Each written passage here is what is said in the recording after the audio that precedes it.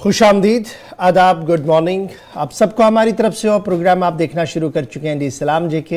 हर दिन सुबह 8:35 पर आपके सामने हाजिर खिदमत होते हैं और कोशिश रहती है आपको जम्मू कश्मीर से मुंसलिक हर छोटी बड़ी खबर से जाम बाखबर करें।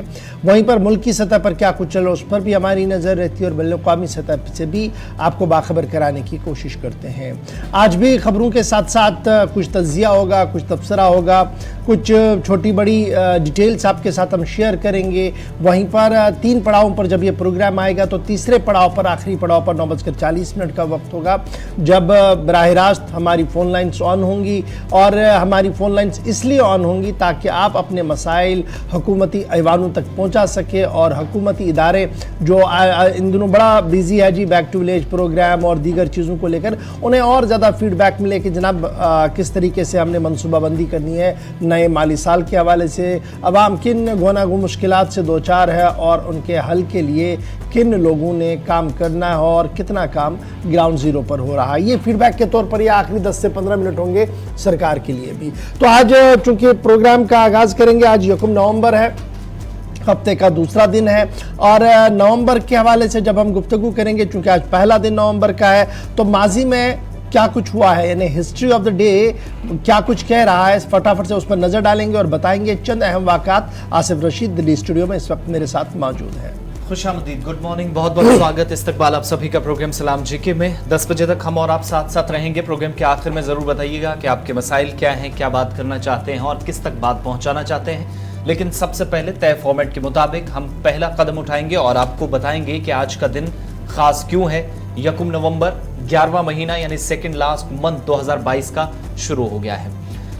आज के दिन 1922 में सल्तनत उस्मानिया का खात्मा हुआ। अंग्रेजी कैलेंडर के मुताबिक 1 नवंबर 1922 को 1952 में इसके 30 बरस बाद अमेरिका ने दुनिया के पहले हाइड्रोजन बम का तजर्बा किया।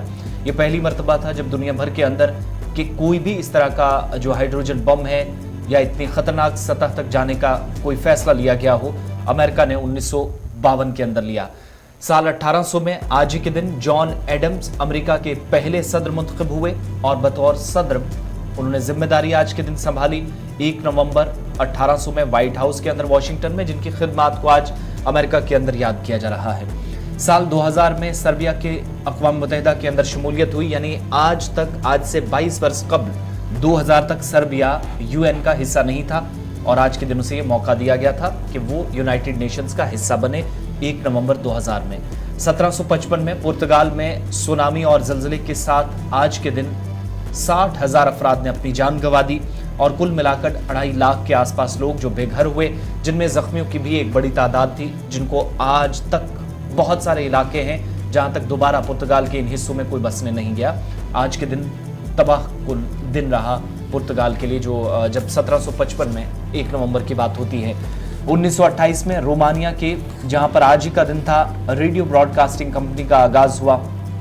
आज से ठीक तो तकरीबन 94-95 बरस कबल 1973 में मैसूर का नाम आज के दिन तब्दील किया गया और नाम रखा गया कर्नाटक। मौजूदा कर्नाटक रियासत जो है ये मैसूर हुआ करती थी। 1973 में इसका नाम तब्दील किया गया। 1 नवंबर को ये फैसला हुआ और साल 2000 में छत्तीसगढ़ रियासत का क़याम अमल में लाया गया। अलग अलग स्टेट्स थी, यूटीज थी, लेकिन छत्तीसगढ़ नहीं थी और आज स्थापना दिवस है, फाउंडेशन डे भी है छत्तीसगढ़ का। 22 बरस मुकम्मल हो गए इस रियासत को। 2000 में आज के दिन इस रियासत का क़याम अमल में लाया गया। ये हिस्ट्री ऑफ द डे में अहम बातें थी, बड़ी बातें थी। एक लंबी फहरिस्त में से चंद अहम वाक़यात हिंदुस्तान और आलमी तारीख के रहते हैं, आप तक पहुँचाना इब्तदाई मराहिल में हमारा मकसद रहता है। अब प्रोग्राम का बाकायदा आगाज़ करेंगे और सबसे पहले आज मौसम की बात करेंगे, क्योंकि शुमाली इलाका जात में मौसम ने एक बार फिर करवट ली है और जम्मू कश्मीर के अंदर भी अब से थोड़ी देर पहले तक की इतलात के मुताबिक रात भर मुख्तलिफ इलाकों के अंदर बालाई हिस्सों में हल्की से दरमियाना दर्जे की बर्फबारी शुरू हुई है। निचले इलाकों में बारिश भी देखी गई है और इससे तापमान में काफ़ी गिरावट दर्ज की गई है। दर्जा हरारत काफ़ी नीचे आया और महकमा मौसमियात के मुताबिक अगले 18 घंटों में मौसम जूं का तू रहेगा। कई इलाकों से ये तस्वीरें आई और ये दराज सबसे सरतरीन मकामात में से एक है।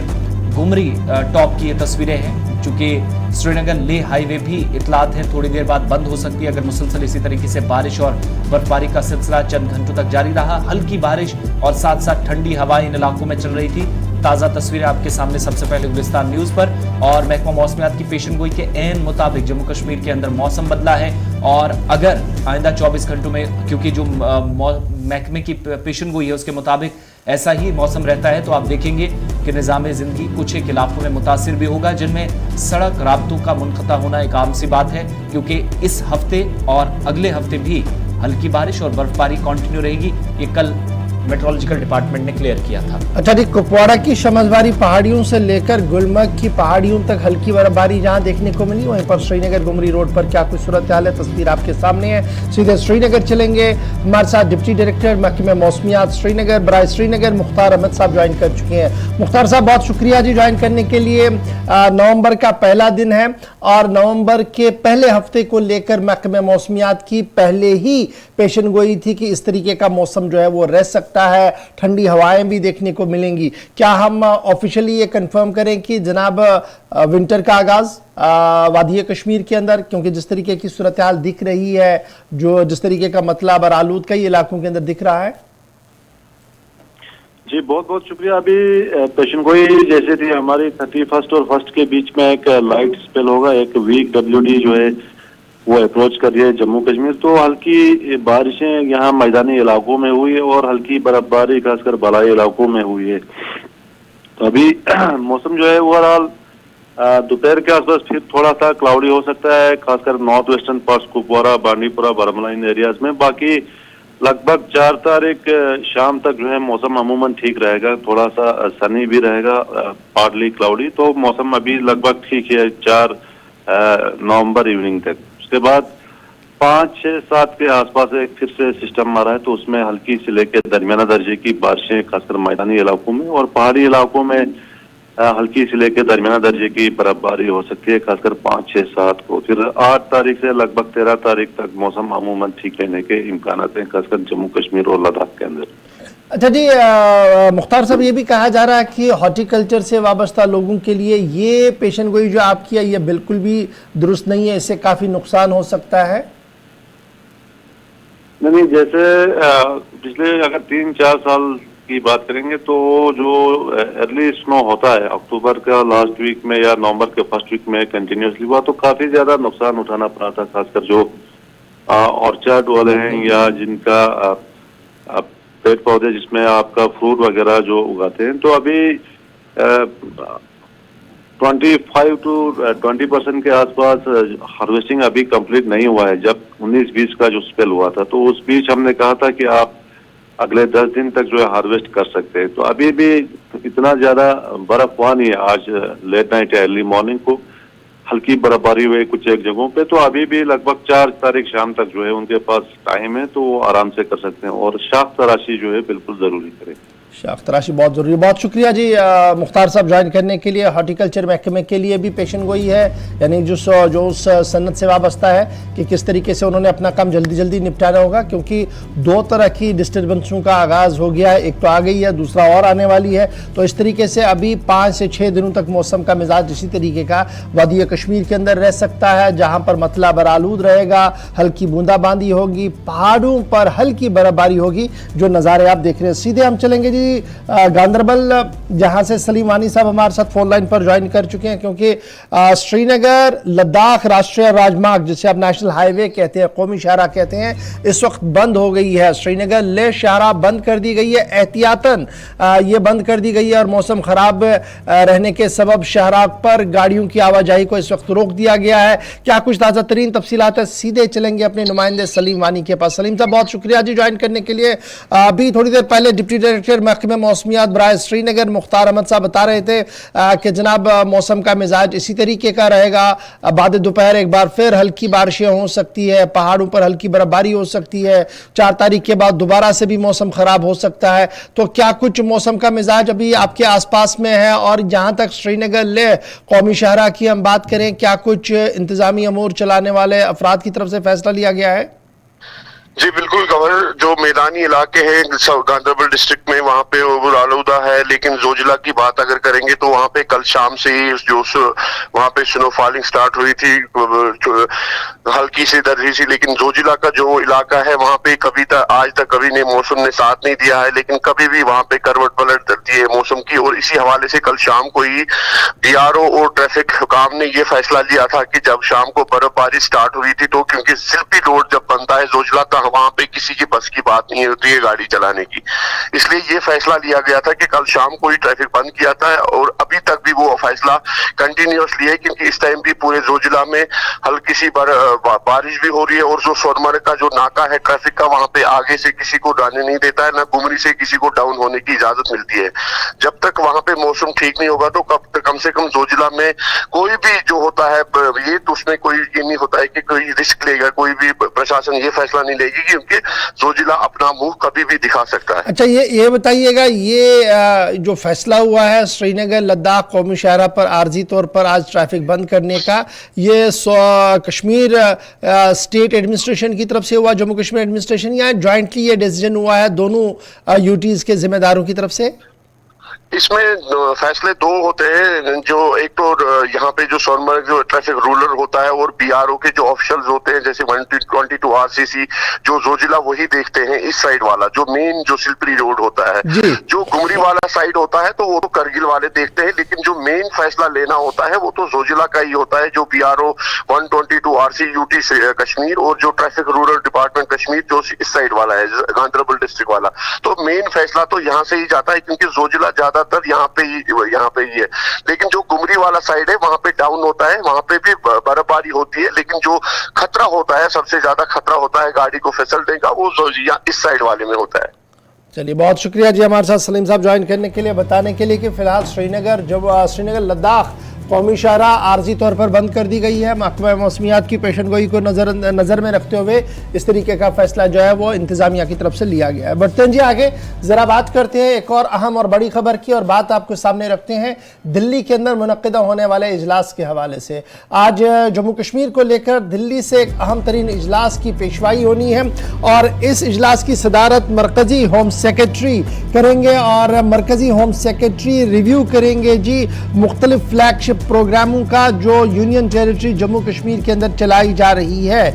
और इब्तिदाई खबरों के मुताबिक मुख्तलिफ प्रोग्रामों का जो खुलासा पेश किया जाएगा, वहाँ पर जहाँ प्राइवेटाइजेशन ऑफ पावर डिपार्टमेंट, किसान क्रेडिट कार्ड, पीएम किसान सम्मान निधि, डिजिटल पेमेंट और दीगर PMMSY, micro food processing, entrepreneur, Ayushman Bharat, इस तरीके की स्कीमों का आज रिव्यू लिया जा रहा है। और माना जा रहा है कि डायरेक्ट बेनिफिट स्कीम के तहत अब तक 1000.77 करोड़ 1000.77 करोड़ रुपया ट्रांसफर कर दिए गए हैं जी डायरेक्ट बेनिफिट स्कीम्स के तहत। लेकिन उसके बावजूद भी जो एदाद शुमार सामने आ रहे हैं कि अभी तक स्मार्ट मीटर्स का नस्ब करने का सिलसिला लगातार जारी है। 6 लाख का हदफ मुकर्रर कर दिया गया है, 1.5 लाख मीटर्स नस्ब कर दिए गए हैं। और आज मरकजी होम सेक्रेटरी अजय कुमार भल्ला साहब जो है वो रिव्यू करेंगे फ्लैगशिप प्रोग्रामों का जम्मू कश्मीर के हवाले से। और इस मीटिंग के अंदर chief secretary doctor Arun Kumar Mehta, administrative secretaries concern department के भी जो है वो शिरकत करेंगे मीटिंग के अंदर। जो इब्तिदाई खबरें हमारे पास आ रही है उसके मुताबिक जो दाखिला सेक्रेटरी साहब हैं उन्होंने पीएम गरीब कल्याण अन्न योजना PMGKAY स्कीम जो है इस पर रिव्यू लेना है। 1 नेशन 1 राशन कार्ड को लेकर रिव्यू लिया जाएगा। उसके साथ साथ आधार सैचुरेशन पर किस तरीके की पेशरफ्त हो रही है, डायरेक्ट बेनिफिट ट्रांसफर के तहत कितना पैसा गया है, कितना जाना है, privatisation of power distribution and roll out of smart metering, इस पर जो है वो कितना काम किया गया है। किसान क्रेडिट कार्ड स्कीम को रिव्यू किया जाएगा। PM किसान सम्मान निधि को रिव्यू किया जाएगा। Digital payment of purchasing fertilizers यानी खाद और दीगर चीज़ों को खरीदने के हवाले से जो 1 नेशन 1 फर्टिलाइजर प्रोग्राम मुल्क के अंदर चल रहा है वो यूनियन टेरिटरी के अंदर किस तरीके से चल रहा है, इस पर रिव्यू लिया जाएगा। और उसके साथ साथ एक्सपोर्ट हब, प्रधानमंत्री संपर्क योजना, PM foundation, micro financing, Ayushman Bharat और दीगर स्कीमों को लेकर आज रिव्यू जो है वो लिया जाएगा। पहले ही नोट जो है वो जारी कर दिया गया है दाखिला सेक्रेटरी के दफ्तर की तरफ से। जहां तक प्राइवेटाइजेशन की बात हम करें, जो पावर डिस्ट्रीब्यूशन का है। जो हमारे पास अदाद शुमार अभी तक ज़राया से मालूम हुए हैं वो ये है कि स्मार्ट मीटरिंग का सिलसिला लगातार गवर्नमेंट ऑफ इंडिया की मंजूरी के बाद शुरू कर दिया गया है और स्मार्ट मीटरिंग और दीगर चीज़ों को लेकर जिस शिद्दत के साथ काम होना था वो अभी तक भी नहीं हो पाया है, लेकिन अभी तक तकरीबन 1,15,000 स्मार्ट मीटर जो है वो नस्ब कर दिए गए हैं और मजीद मीटरों को नस्ब करने के हवाले से जो है वो काम जारी है। इसके साथ साथ माइक्रो फूड प्रोसेसिंग एंटरप्रेन्योर्स जो प्रोजेक्ट हाथ में लिया गया था, इसमें साल 2022, 23, 24 और 24-25 के हवाले से मरकजी हुकूमत ने जिस तरीके से रिसोर्स पर्सन अपॉइंट किए थे और ये कहा था कि 20 अजला के अंदर किस तरीके से काम होगा, इस पर एक अहम तरीन पेशरफ्त होनी है। कितना काम इसमें हुआ है, क्योंकि ये प्रोसेसिंग माइक्रो प्रोसेसिंग एंटरप्रेन्योरशिप जो है ये बड़ी शिद्दत के साथ शुरू करने की बातें जो वो कही गई थी। देखना होगा आज जब ये मीटिंग होगी उसके बाद जो प्रेस इंफॉर्मेशन ब्यूरो की तरफ से रिलीज जारी किया जाएगा उसमें क्या कुछ कहा जाएगा, कितना काम हुआ है कितना नहीं हुआ है। लेकिन अभी तक जो एदाद शुमार सामने आ रहे हैं उसमें कई ऐसे प्रोजेक्ट्स हैं जिनको लेकर आज कई बड़े सवाल दाखिला सेक्रेटरी साहब जो है वो उठा सकते हैं। तो बहरहाल आज दिल्ली से मरकजी दाखिला सेक्रेटरी साहब रिव्यू करेंगे जी मुख्तलिफ फ्लैगशिप प्रोग्रामों के हवाले से। जम्मू कश्मीर की तरफ से chief secretary doctor Arun Kumar Mehta administrative secretaries इस मीटिंग का हिस्सा बनने जा रहे हैं। बाद दोपहर दिल्ली से इस मीटिंग का आगाज होगा। चलिए इस मीटिंग पर लगातार हमारी नजर रहेगी। जम्मू कश्मीर के अंदर मौजूदा सूरत हाल, दीगर स्कीमों का जायजा, सारी स्कीमें आपके सामने डिटेल वाइज रखी जिनका तफसीली जायजा अफसरान के साथ इस मीटिंग में लिया जाएगा। वजारत दाखिला की जो सेक्रेटरी हैं उनकी तरफ से इस मीटिंग की सदारत होगी नई दिल्ली से। आगे बढ़ते हैं, बात अब जरा जम्मू कश्मीर इंतजामिया के कुछ फैसलों की भी करते हैं, लेकिन इन फैसलों के बीच में कुछ नाराजगियां भी बढ़ रही हैं। अक्टूबर का महीना था, 15 तारीख था और आपको याद है कि चौधरी गुंड का इलाका वादी कश्मीर में जुनूबी हिस्सा यानी शोपियां के अंदर जहां पर एक खबर आई कि कश्मीरी पंडित को उसके घर के बाहर निशाना बनाया गया यानी टारगेट किलिंग का एक और वाकया पेश आया था।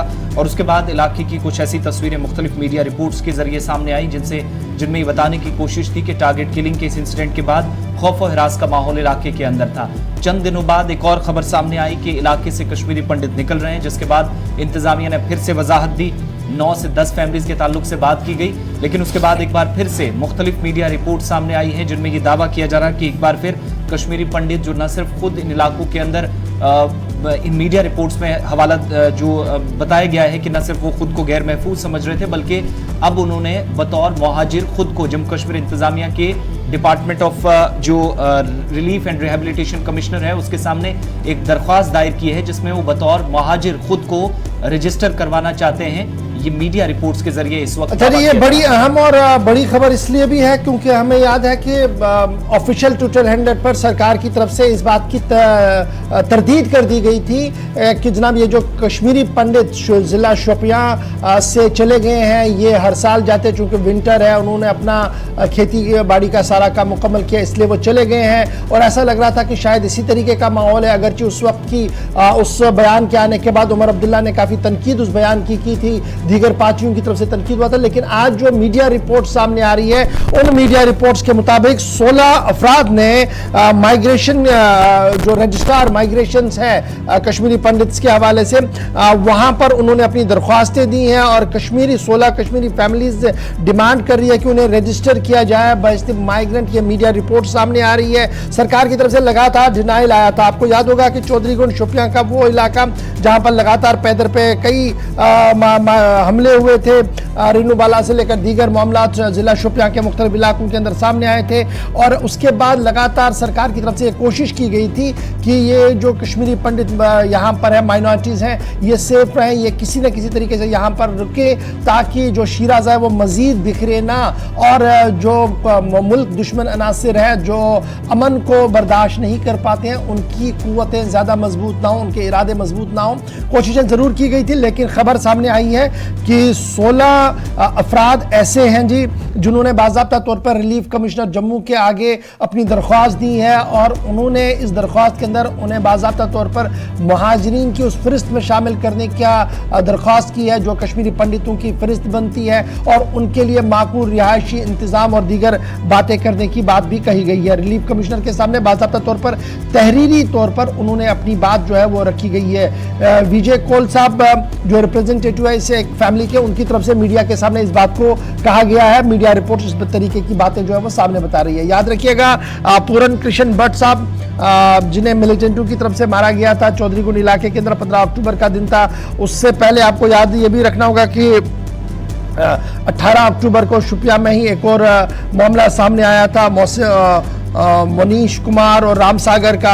उससे पहले भी कुछ छोटे बड़े इंसिडेंट्स हुए थे, लेकिन ट्विटर हैंडलर पर बाज़ाब्ता तौर पर डिस्ट्रिक्ट एडमिनिस्ट्रेशन और सूबाई इंतजामिया ने इन खबरों की तरदीद की थी और कहा था कि कोई जी माइग्रेशन नहीं हुई है। लेकिन अब जो मीडिया रिपोर्ट सामने आ रही है उन मीडिया रिपोर्ट्स ने सरकार के फैसले पर ही सवाल खड़ा कर दिया और उस ट्विटर पर सवाल खड़ा कर दिया है जो सरकार की तरफ से सामने रखा गया। फिलहाल मीडिया रिपोर्ट्स ये बता रही है कि 16 घराने ऐसे हैं जी जिन्होंने माइग्रेंट ऑफिस के सामने कमिश्नर माइग्रेशन के सामने अपनी बात रखी है, रिलीफ रिहैबिलिटेशन कमिश्नर के सामने अपनी बात रखी है कि उन्हें बाज़ाब्ता तौर पर एनरोल किया जाए बहिस्ती माइग्रेंट कश्मीर से जो वहाँ से चले गए हैं। तो ये बड़ी अहम खबर इस वक्त आ रही है जो हमने आपके सामने शेयर की है। इस पर ज़रूर दिन में पॉलिटिकल रिएक्शंस भी आएंगे, सरकार का मौक़िफ़ भी सामने आएगा और हम ज़रूर कोशिश करेंगे कि रिलीफ कमिश्नर साहब भी इस पर अपनी वजाहत दें कि क्या वाकई तौर पर उनके सामने ज्वाइंट एप्लीकेशन आई या नहीं आई है, क्योंकि मीडिया रिपोर्ट्स लगातार इस तरीके की सामने आ रही है। छोटा सा ब्रेक होगा जी, यहाँ पर ब्रेक के उस पार आएंगे तो आपको बताएंगे कि अभी तक सिर्फ पाकिस्तान नजरों में था जहां से दरअंदाजी की कोशिशें हो रही थी, हथियारों को भेजने की बात हो रही थी, OGWs को चलाने की बातें हो रही थी, लेकिन अब सुई कहीं और की ओर भी जा रही है। और यह कौन सा मुल्क कल से सुर्खियों के अंदर बना हुआ है बताएंगे आपको डिटेल के साथ छोटे से ब्रेक के बाद, और फिर आपको बताएंगे कि मुलाजमीन के लिए सब कुछ ठीक ठाक नहीं है। छोटा सा ब्रेक।